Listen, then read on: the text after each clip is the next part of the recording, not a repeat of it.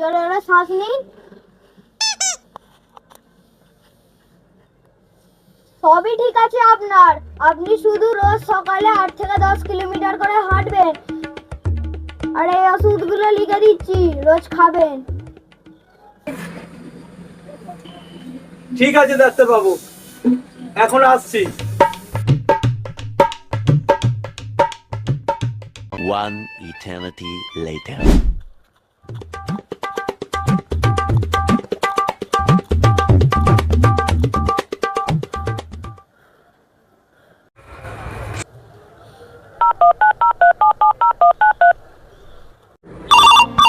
उठाइए ना। হ্যালো ডাক্তারবাবু, হ্যাঁ বলুন।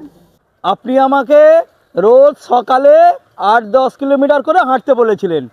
আমি হাঁটতে হাঁটতে বাংলাদেশ পৌঁছে গেছি। এবার কি করব?